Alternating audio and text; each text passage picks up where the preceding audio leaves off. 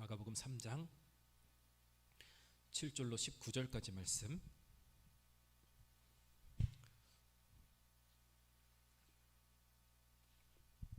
우리 교독해서 보겠습니다. 예수께서 제자들과 함께 바다로 물러가시니 갈릴리에서 큰 무리가 따르며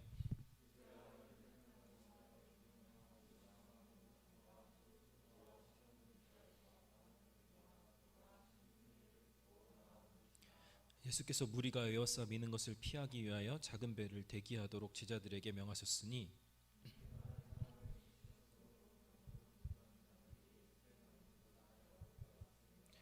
더러운 귀신들도 어느 때든지 예수를 보면 그 앞에 엎드려 부르짖어 이르되 당신은 하나님의 아들이니이다 하니,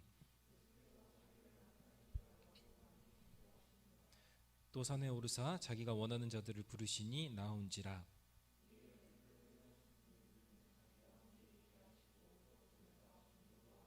귀신을 내쫓는 권능도 가지게 하려 하심이로라. 또 세베대의 아들 야고보와 야고보의 형제 요한이니 이 둘에게는 보아너게 곧 우레의 아들이란 이름을 더하셨으며,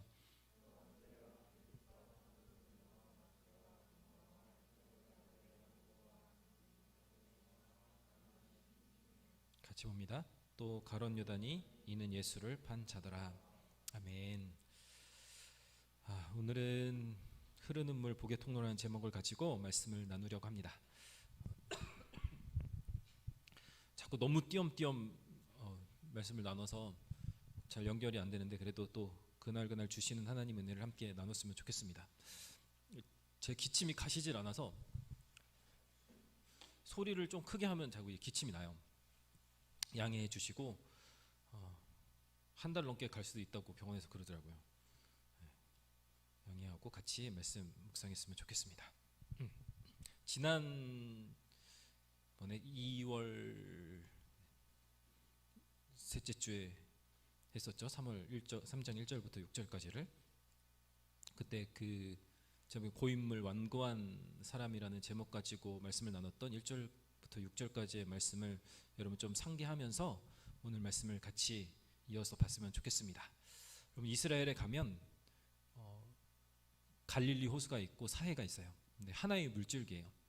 그 북쪽 이스라엘 끝에서 헬몬 산에서 이제 쭉 눈이 녹아서 물줄기가 시내처럼 이제 내려오기 시작합니다. 강을 이뤄 내려오면서 우리가 잘 아는 야복강도 그 위에서 이제 옆에서 흘러 들어오는 하나의 물줄기가 야복강이고, 그게 흘러 들어와서 갈릴리 호수로 모두 들어갑니다. 그럼 이제 갈릴리 호수가 되는 거예요. 성경에 보면 갈릴리 바다라고도 얘기해요. 왜냐하면 워낙 큰 호수이기 때문에 갈릴리 바다라고 하는 갈릴리 호수가 있습니다. 이스라엘 사람들은 갈릴리 호수 때문에 살아요. 갈릴리 호수로 살아요. 거기가 우리 성경에 나오는 예수님이 활동했던 주거지나 예수님의 제자들이 살았던 곳이 갈릴리 호수죠. 다 그곳에서 먹고 살고 그곳에서 나오는 양분으로 먹고 살았습니다. 근데 거기서 그렇게 갈릴리 호수가 있고, 갈릴리 호수 밑으로 이제 다시 강이 흘러내리기 시작합니다. 그게 여러분 요단강이죠. 요단강이 쭉 흘러요. 아마 예수님이 그쪽 어디에선가 세례 요한에 의해 세례를 받으셨을 것 같아요. 그런데 지난 시간에 우리가 배경 설명했지만 세례 요한은 저 밑에 광야지대라서 저 밑에 쪽에서 받으셨다라는 설도 있는데, 아무튼 요단강에서 세례를 받으십니다. 그 쭉 요단강이 이제 흘러 내려가서 모이는 물이 여러분 사해예요. 사해. 잘 알다시피 죽은 바다. 왜냐하면 이제 그 밑에서 갈릴리 호수와 같이 받은 물을 흘려보내지 않고 거기서 모여 멈춰 있거든요. 모여 멈춰 있으니까 거기서 물이 죽는 거예요. 죽는 거죠. 사해가 되어버립니다. 그게 이스라엘 모습이에요. 물을 흘려보내면 물은 살고, 물을 가두고 받기만 하고 흘려보내지 않으면 물은 고여서 썩어 없어져요. 밑에 있는 그 커피 믹서 자판기를 없앴어요. 없앤 이유가 뭔지 아세요? 그 안에 물이 썩어서 그래요. 그 밸브까지. 그 위에 있는 생수통은 계속 씻었는데 그 안에 있는 그 필터 안에 있는 고인 물들은 어떻게 할 수가 없더라고요. 하루에 한 잔 이상씩 매일 커피를 뽑아 먹어야 되는데 그걸 못 하니까 썩는 거예요. 하루에 한 잔씩을 먹어야 되는데. 요 옆에 있는 그 생수통에서도 여러분 물 빼먹지 마세요. 거기도 썩어 있어요. 안에 녹조 닦여 있습니다. 그래서 물 빼먹으면 먹었어 오늘? 이삭이 먹었어? 왜 깜짝 놀라길래 거기 녹조 먹는 거예요. 왜냐하면 그것도 하루에 한 잔씩 빼먹어야 되는데 안 흐르면 썩는 거예요. 그게 지난 1절부터 6절까지 배운 말씀이에요. 하나님의 말씀을 복음을 듣고 흘려보내지 않으면 썩는 거예요. 신앙생활이 그렇습니다, 여러분. 신앙생활 하는 사람들의 두 가지 종류가 있어요. 하나는 여러분 잘 생각해 보세요. 은혜라는 단어가 어떤 의미인지. 은혜라는 게 어떤 사람은 이익이라는 단어와 은혜라는 단어를 여러분 잘 한번 생각해 보세요. 여러분 하나님으로부터 오는 그 은혜, 우리에게 주어지는 여러 가지 그 선물들을 여러분 우리는 이득이라고 생각하며 살아가는지 아니면 은혜라고 생각하며 살아가는지, 본질적으로 무슨 이야기냐면 교회 다닐 때 무언가 내 개인적인 이익을 취하기 위하여 교회 다니는지 아니면 은혜를 누림으로 말미암아 교회를 다니는지, 하나님께서 주어지는 것이 내가 땡 잡았네 하는 나에게 이익이 되는지 아니면 나에게 하나님 주신 은혜와 복이 되는지를 생각해 보세요. 이익으로 삼고 사는 사람들은 여러분 흘려보내지 않고 가두는 완고한 사람들이에요. 왜냐면 그러려고 교회 다니는 거거든. 뭔가 얻을까 하여. 오늘 본문에 나오는 이제 보겠지만 무리들과 같이 무언가 얻을까 하여. 근데 하나님께서 주시는 모든 것들을 이익이 아닌 은혜로 여기는 사람은 은혜라는 말 자체가 흘려보내야 되는 것으로 생각하고 사는 사람이에요. 은혜라는 건 반응해야 하는 그 무엇이거든요.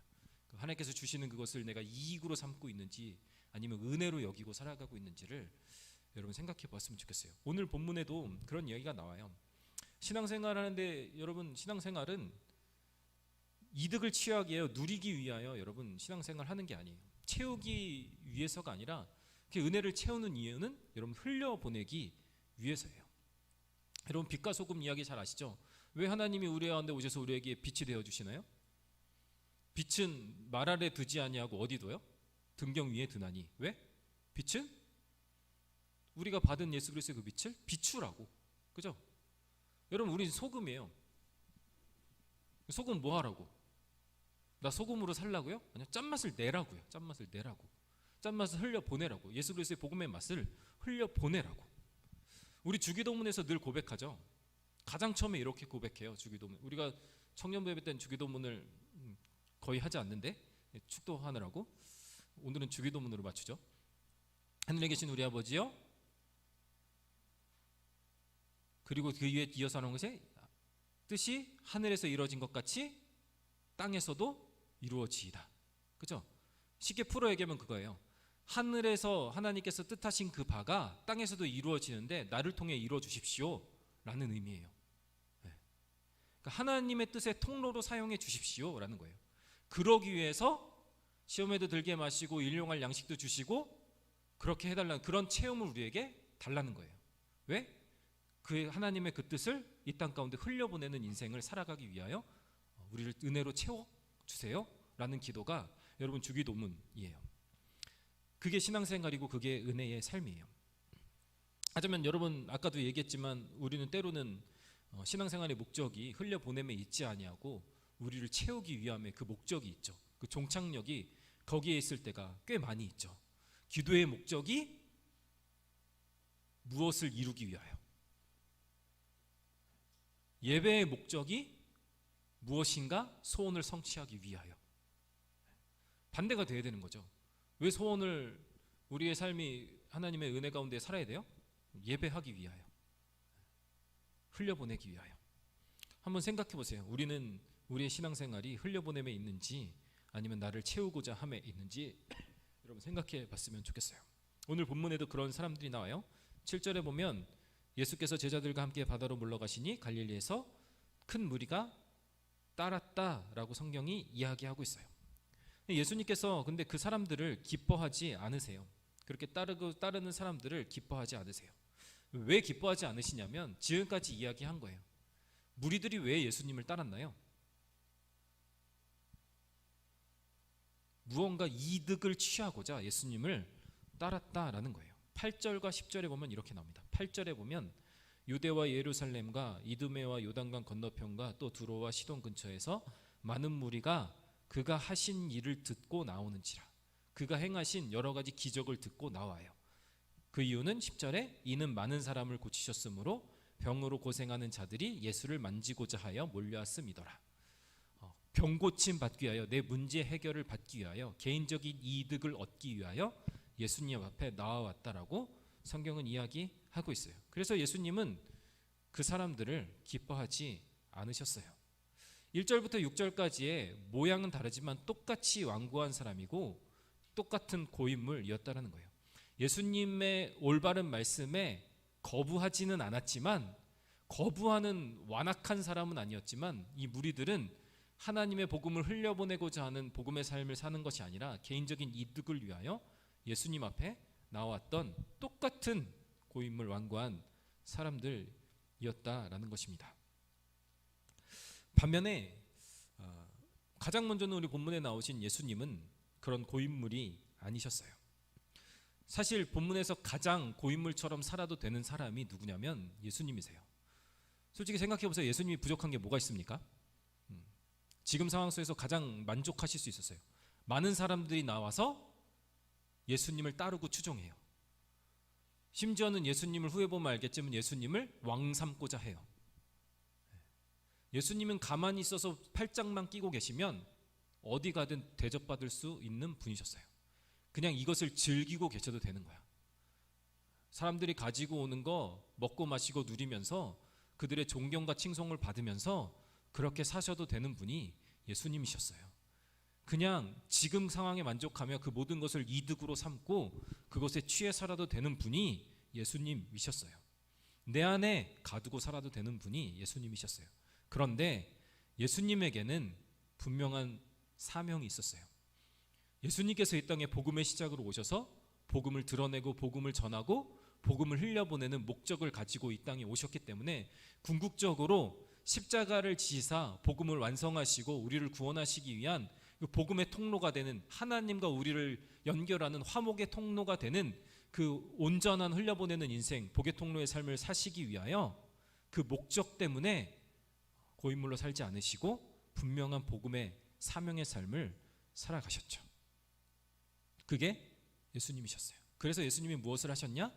산에 올라가셔서 자기와 함께 복음의 사명을 감당할 복의 통로로 살아갈 사람들을 직접 세우고 계세요. 많은 무리가 따랐지만 그 사람들은 완고한 사람이었고 하나님께서, 예수님께서 당신과 같이 복의 통로로 사용받을 사람을 직접 세우고 계시는 거예요. 13절에 또 산에 오르사 자기가 원하는 자들을 부르시니 나온지라. 12명의 제자를 세우십니다. 당신과 함께 복의 통로로 쓰임받을, 은혜를 흘려보낼, 복음을 흘려보낼 12명의 제자를 세우세요. 그냥 될 만한 사람들을 세우신 게 아니라 사람을 세우셔서 그들을 훈련시키시고자 하셔서 그 사람을 세우세요. 14절 15절에 보면 그래서 12를 세우시고 어떻게 하십니까? 우리 14절 15절을 같이 한번 읽어볼까요? 14절 15절 같이 읽겠습니다. 시작.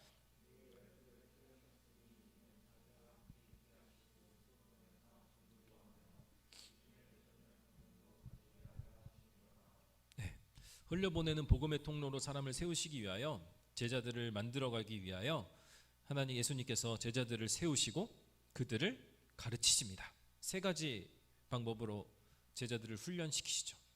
우리가 이 세 가지 방법 안에 있는 것이, 여러분, 우리가 고인물이 아닌 흐르는 물인 복의 통로로 살아가는 삶의 모습인 거예요. 첫 번째 뭐라고 말씀하시냐면 자기와 함께 있게 하시고, 함께 있게 하십니다. 여러분, 함께 있게 하신다는 말의 의미가 무엇일까요? 늘 곁에 둔다는 얘기죠. 예수님께서 자기신 곁에 늘 함께 두심으로 예수님께서 살아가는 방식, 예수님께서 사고하시는 방식, 예수님께서 생각하시는 방식, 그리고 예수님께서 세상을 바라보는 방식, 예수님께서 세상을 판단하시는 방식, 하나님께서 이 땅을 바라보시는 방식, 그런 것들을 직접 눈으로 보고 깨닫게 하시는 거예요. 그리고 배우게 하시는 거예요. 그 예수님을 그렇게 하나님의 말씀과 복음을 묵상하게 하시는 거죠. 그래서 그 삶을 그들의 삶 가운데 습득하게 하시는 거예요. 우리도 똑같이 해야 돼요. 어떤 방법을 통해서요? 예수님과 함께 있어야 돼. 바이블 타임을 통하여 예수님과 함께 있어야 돼. 바이블 타임을 통하여. 요새는 4명만 있는 것 같아. 바이블 타임을 통하여 예수님과 함께 있는 사람이 4명인 것 같아. 준영이도 함께 있니? 너 하루 종일 핸드폰 붙잡고 있잖아, 그렇지? 아이, 뭘 안 그래? 다 아는데. 올려요. 큐티하고 올려. 막내가 안 올리면 때려. 리더가 때려. 발로 걷어차. 아니, 의찬이가 때려. 아직 군인이 때려. 막 때려도 돼. 다리 몽둥이를 분질러서라도 말씀 읽게 해야지. 요한복음 15장 4절에 보면 이렇게 말씀하세요. 내 안에 거하라 나도 너희 안에 거하리라. 가지가 포도나무에 붙어 있지 아니하면 스스로 열매를 맺을 수 없음같이 너희도 내 안에 있지 아니하면 그러하리라. 여러분, 우리가 흐르는 물 복의 통로로 살 수 있는 방법은 뭐냐면 예수님 안에 붙어 있는 방법밖에 없어요. 그래서 예수님이 일단 같이 있게 하시는 거예요. 요한일서 2장 6절에 보면 그의 안에 산다고 하는 자는 그가 행하시는 대로 자기도 행할지니라. 예수 안에 사는 사람은, 예수 안에 산다고 하는 사람은 예수님이 행하시는 대로 행하는 사람이래요. 예수 안에 있으면 여러분 우리는 복의 통로로 살아갈 수 있어요. 말씀 안에 여러분 기도 안에 살아가는 우리 청년부가 되었으면 좋겠어요. 그게 복의 통로로 살아가는 방법이에요. 우리가 애써서 하는 것이 아니라. 두 번째, 주님께서 우리가 함께 계시게 하신 데는 또 이유가 있어요. 그게 뭐냐면 두 번째, 전도도 하며 복음을 전하는 사명을 감당하게 하시는데 어떻게 그렇게 하시냐면 예수님과 함께 있게 하시면서 우리의 생각과 사고를 바꾸시는 거죠. 그죠? 완고했던 우리의 마음을 부드럽게 바꾸시는 과정을 함께 있게 하시면서 배우게 하시는 거예요. 그래서 무리의 생각 가운데서 이제 제자의 생각으로 예수님께서 변화시키시는 거죠. 쉽게 얘기하면 그거예요. 처음에는 기적이, 예수님께서 행하시는 모든 기적이 그냥 내게 이득으로 필요한 것, 그냥 세상적인 그냥 눈에 보이는 세상적 가치관을 그것들을 바라봤다면 예수님과 함께 있으면서 그 가치관이 바뀌는 거예요. 세상을 보는 눈이 달라지는 거죠. 시각이. 그래서 그것을 보는 시각이 바뀌는 거예요. 예수님의 눈으로. 그게 여러분 부드러워지는 것이고, 그게 고여있지 않은, 썩지 않은 사람의 모습이라는 거예요. 무언가를 볼 때 하나님의 생각과 하나님의 관점으로 보는 거예요. 여러분 느끼실지 모르겠지만 저랑 같이 그래도 이제 1년이 다 돼가는데 코로나 때문에 막 모이고 안 모이고 이래가지고 막 시간이 어떻게 가는지 모르겠지만 4월 셋째 주가 되면 딱 만 1년 되는 거예요. 그럼 한 달 남았어요. 저는 단어에 대해서 굉장히 중요하게 생각해요. 이 단어가 어떤 의미를 갖고 있지, 영적으로 어떤 의미를 갖고 있을지 고민하는 것을 굉장히 중요하게 생각해요. 얘기했죠. 헌금이라는 단어가 어떤 의미를 갖고 있는지를 고민하고 헌금 드리는 사람과 성경헌금, 오늘 이사이가 성경헌금 드렸는데 성경헌금을 어떤 의미를 가지고 어떤 마음을 가지고 하나님께서 어떠한 마음을 주시고 어떤 가치관을 가지고 이것을 드리느냐, 아니면 그냥 성경헌금 봉투에 돈 넣어서 드리느냐는 너무나도 큰 차이가 있는 거죠. 그러니까 세상을 바라보는 시각이 하나님의 관점으로 바뀌는 것이, 여러분 그것이 부드러운 마음을 갖게 되는 것이고, 그게 복음의 통로로 살아가는 가장 기본적인 방법이라는 거예요. 그리고 그것에서 여러분 전도가 되는 거예요. 그 비밀, 그 가치관을 깨닫는 것이 여러분 복음을 전하는 전도 사역의 시작인 거예요. 여러분 저는 우리 목사님께서 말씀하시는 일어나나 캠페인도 동일한 선상에 있다고 생각해요. 제일 먼저 우리에게 뭘 하라 하시죠? 매일 감사하기. 여러분 매일 감사하면 우리의 삶에 대한 생각이 여러분 바뀌는 거예요. 감사 제목을 찾다 보면 하나님께 주신 삶의 가치가, 삶에 대한 눈이 바뀌는 거예요. 내 삶을 어떻게 아름답게 이끌어 가시고 계시는지를 보게 되는 거예요. 그동안은 인간적인 눈으로 이거 쓰잘데기 없는 거라고 생각하고 별 가치 없게 생각했던 것들이 감사하면서 하나님의 눈으로 내 삶을 보면 이 별거 아닌 것 같던 것들이 하나님께서 이끄시는 놀라운 섭리 가운데 있음을 여러분 깨닫게 되는 거예요. 가치가 바뀌는 거지, 내 삶을 바라보는 눈이. 그리고 그것을 가지고 여러분 뭐 하는 거예요? 복음 전파하고 기도하고 전도하는 거예요. 그게 선행되어야 된다는 거예요. 그러니까 목사님이 1, 2, 3번이 되면 4번은 자동적으로 되는 거다라고 말씀하신 이유가 저는 같은 맥락이라고 생각해요. 하나님과 같이 있으면서, 예수님과 같이 있으면서 우리의 가치관과 사고관이 바뀌면서 그 놀라운 비밀을 깨닫게 되는 거죠. 예수님께서 행하셨던 모든 일들이 무리들은 내가 그것을 얻을까요? 그래서 나도 병고침 받을까요? 쫓아다녔지만 예수님의 시각으로 바뀌고 나서 예수님께서 병 고치시는 이유가 야 아픈 애 불쌍해서 고쳐주는 게 아니라 세상에서 잘 먹고 잘 살라고 고쳐주는 게 아니라 그의 영을 만지시고 싶으신 거잖아요. 그의 마음을 회복시키시고 하늘나라의 비밀을 알기를 원하시는 거잖아요. 그러니까 예수님께서 구태여 너 손 나아라 하지 않으시고 죄사함 받았느니라 그렇게 말씀하시는 거잖아요. 그 비밀을 깨달으라고. 그렇게 깨닫게 되면 그 복음을 전하지 않을 수 없게 되는 거예요. 그래서 사도행전 4장 18절에서 20절까지에 보면 베드로가 이렇게 고백해요. 처음에는 예수님 부인했다고. 그죠? 예수님 잡혀가셨을 때 예수님 부인했던 사람이에요. 근데 복음의 가치를 깨닫고 나서 똑같이 사도행전에 옥에 갇혀요. 잡혀서 옥에 갇히고 엄포를 놓는다고 협박해요. 너 다시 한번 예수님 전하면 죽여버릴 거야? 이렇게 엄포를 놓습니다.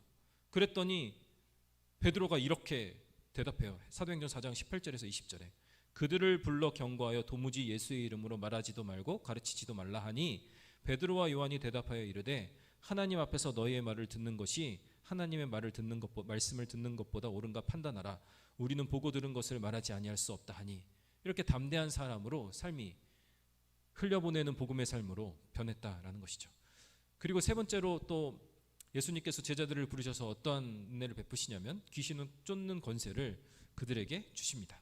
예수님과 동일한 위치에서 복음을 흘려보낸 자의 사명을 감당하게 하시는 것이죠. 이거는 우리가 귀신 쫓는 능력을 갖는다는 게 아니라 여러분 잘 생각해 보세요. 여러분 복음이 흘러가면 가장 먼저 무슨 일이 일어날까요? 좀 더 쉽게 얘기해서 우리가 빛과 소금이에요. 빛과 소금의 역할을 감당하는 것이 복음을 흘려보내는 삶이에요. 여러분 우리가 빛의 사명을 잘 감당하면 어떤 일이 일어날까요? 우리가 등경 위에 올라가면 뭐가 물러갈까요? 어둠이 물러가겠죠. 그죠? 우리가 소금의 짠맛을 내면 무엇이 사라질까요? 썩음이 사라지겠죠. 귀신을 쫓아내는 것은 이런 거예요.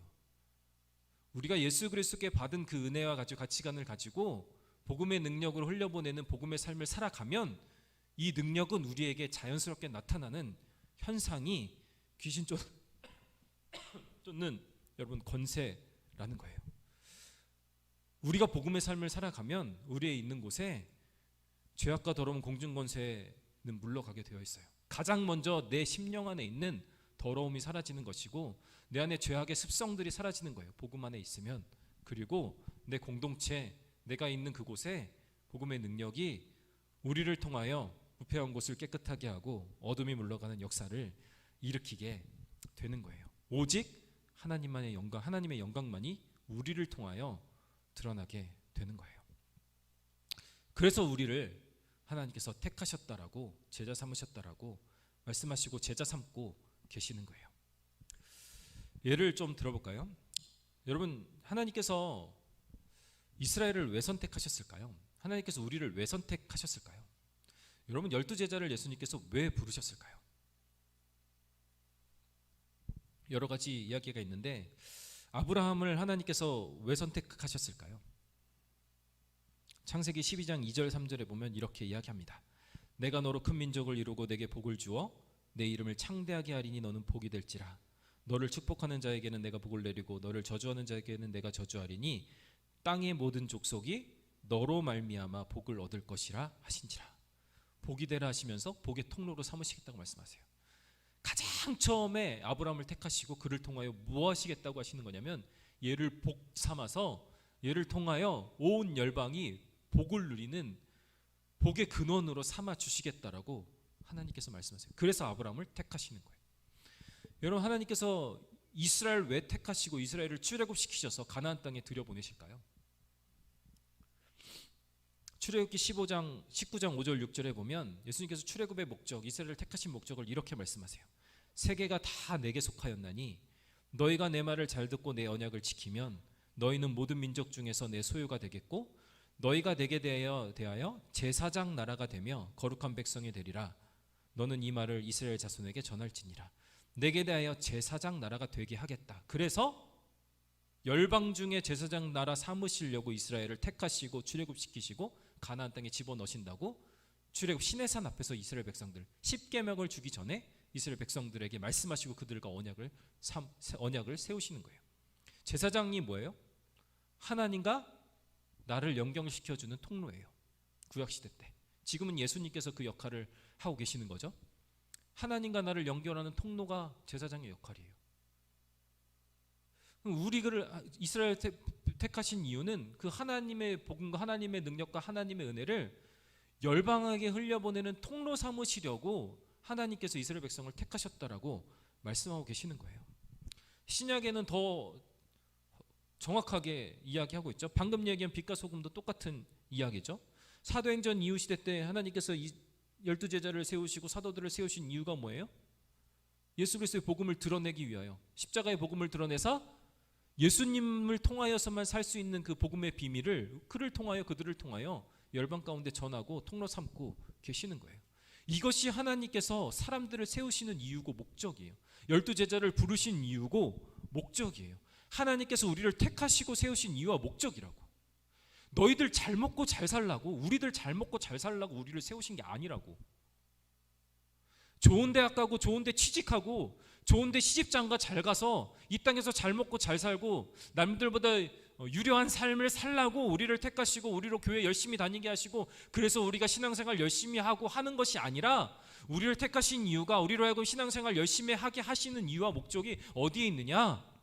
우리를 복의 통로 삼고 싶으셔서 우리를 세우시고 예수님과 함께 있게 하시고 전도도 하게 하시며 예수님의 가치관으로 살아가게 하시고 이 시간 말씀 듣고 예수님의 가치관을 우리의 생각과 시선을 변하게 하시는 거라고. 왜요? 복의 통로 삼고 싶으셔서, 나를 통하여 우리를 통하여 내 주변에 있는 예수 그리스도를 모는 자들에게 예수 그리스도를 알게 하는 복의 통로, 은혜의 통로 삼으시려고, 너뿐만이 아니라 네 주변 사람들에게도 그 은혜가 무엇인지 알게 하는 그 통로 삼고 싶으셔서 나를 지금 이곳에 예수님께서 앉혀 놓으셨다고요. 여러분, 첫 질문을 다시 해볼까요? 여러분, 이익과 이득을 위하여 신앙생활하고 있어요? 아니면 은혜 앞에 신앙생활하고 있어요?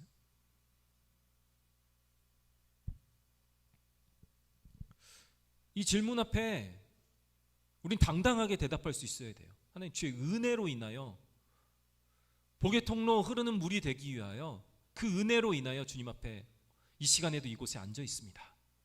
그래서 하나님께서 나를 지금 공부시키고 계시고 나를 직장에도 취직시켜 주시고, 우리 요즘에 청년들이 턱턱턱 막 취직하고 있어서 되게 감사한데, 이유가 다 뭐냐고. 그곳에 통로 삼으시려고, 그곳에서 복의 통로로 세우고 계시는 거예요. 세우고 계시는 그 목적을 분명히 아는 것이 은혜 안에 살아가는 삶의 모습이라는 거예요. 그렇게 우리를 택하셔서 예수님과 함께 있게 하시는 거예요. 함께 있어야 돼요. 우리도 함께 있어야 돼요. 전도하게 하시는 거예요. 전도, 그 말씀 앞에 있으면서 우리의 가치관을 날마다 변화시키고 하나님의 생각으로 우리의 생각을 바꿔야 되는 거예요.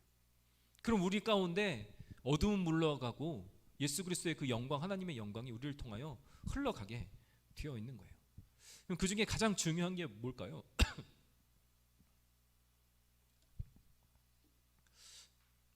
3장 14절을 한번 보겠습니다. 3장 14절, 우리 3장 14절을 다시 한번 읽어보겠습니다. 시작. 이에 12를 세우셨으니 이는 또 보내사 전도도 하며. 3장 14절 15절을 원어 성경으로 이렇게 직역해서 보면 이렇게 돼요. 12사람을 뽑아 자신과 함께 있게 하셨다. 왜냐하면 이들을 세상에 내보내셔서 말씀을 전파하게 하고 귀신도 쫓는 권세도 주시려 함이었다. 그러니까 세상에 내보내서 말씀 전하고 귀신 쫓는 권세를 주시기 위하여 어떻게 하셨다고요? 함께 있게 하셨다. 제가 생각하기에는 뭐 뒤에 것도 중요하지만 이건 예수님과 함께 있으면 당연히 되는 일이니까 가장 중요한 게 뭐냐면 12사람을 뽑아 자신과 함께 있게 하신 것. 그게 가장 중요한, 흐르는 물로 살기 위한 중요한 요건이라고 생각해요. 우리가 기억해야 돼. 여러분, 딴 거 없어요. 예수님과 함께하는 삶, 예수님이 우리의 삶의 주인 되게 하시는 사람 딴 거 없어요. 말씀과 기도로 사는 거 말고는 방법이 없어요. 신앙생활을 하면 할수록, 저도 나름대로 신앙생활을 오래 했는데 하면 할수록 답은 하나밖에 없어요. 말씀과 기도. 저는 옛날에 목사님들이 설교의 결론을 다 말씀과 기도를 할 때 보면 좀 한심할 때도 있어. 한심하게 생각할 때도 있었어. 좀 이렇게 세련되고 이렇게 막 시대 상황에 맞춰서 멋지게 좀 결론을 맺고 이렇게 막 이렇게 조금 우리에게 진취적인 뭐 이렇게 좀 저기를 주고 그래야지. 뭐 결국 말씀과 기도. 근데 사역을 하면 할수록, 기도를 하면 할수록, 말씀을 서면 설수록 느끼는 것이 말씀과 기도 말고는 방법이 없어. 하나님과 함께 있는 것 말고는. 그래서 예수님의 말씀 앞에, 예수님의 물음 앞에, 예수님의 뜻 앞에 말씀과 기도로 서는 것 말고는요, 여러분 방법이 없어요. 코로나 시대를 지나 이제 더 코로나 이후에 더 큰 넥스트 코로나 뭐 시대가 오더라도 뭐 말씀과 기도 말고는 어떤 해법이 여러분 우리 가운데 있겠어요? 말씀과 기도로 하나님 앞에 예수님과 함께하는, 자신과 함께 있게 하고 싶어 하시는 예수님 앞에 말씀과 기도로 세워져 가는 저와 여러분들이 되었으면 좋겠어요. 그래서 흘려보내는 그 삶, 이따가 찬양할 건데, 그 아무도 예배하지 않는 그 찬양을 할 건데, 그 찬양 중에 그런 가사가 있어요. 내가 밟는 모든 땅 주를 예배하게 하소서. 내가 밟는 모든 땅, 내가 복의 통로가 되어서 그 곳곳마다 예배하게 되는 그 놀라운 역사가, 주의 은혜를 경험하게 되는 놀라운 역사가 하나님과 함께함으로 인하여 복의 통로가 된 우리 인생을 통하여 나타났으면 좋겠어요. 그게 우리 하교수 청년들이 되었으면 좋겠고, 그 정체성을 가지고 있는 곳에서 그 역할을 완고한 고인물이 아니라 이득을 위하여 신앙생활을 하고 있는 삶이 아니라, 오늘도 흐르는 물 복의 통로로 오늘도 은혜 앞에 신앙생활을 해나가는 그런 청년들이 되어서 하나님의 영광을 드러내는, 흘려보내는 삶을 살아가는 우리 청년들이 다 되었으면 좋겠습니다. 그렇게 살지 못하면 12제자 중에 한 명이 되는 거예요. 19절, 또 가룟 유다니 이는 예수를 판 자더라. 고인물은 결국 예수님을 이용해 먹는, 여러분 팔았다는 게 그냥 돈 주고 팔아먹고 십자가에 못 박았다는 뜻이 아니에요. 예수님 우리 날마다 팔아먹고 있잖아. 예수님 저 좋은데 취직하게 해주세요. 예수님 팔고 그 취직 자리 얻는 거잖아요. 그죠? 예수님 나 이거 고쳐주시고 이거 해결해 주세요. 예수님 팔아먹고 그거 얻으면 되는 거잖아요. 그죠? 그런 가룟 유다 같이 예수님을 파는 인생이 아니라 영향력 있는, 흘려보내는, 받은 은혜와 사랑을 흘려보내는 은혜의 인생을 살아가는 저와 여러분들이 되어지기를 주님의 이름으로 간절히 소망하고 또 축복합니다. 같이 한번 기도하겠습니다.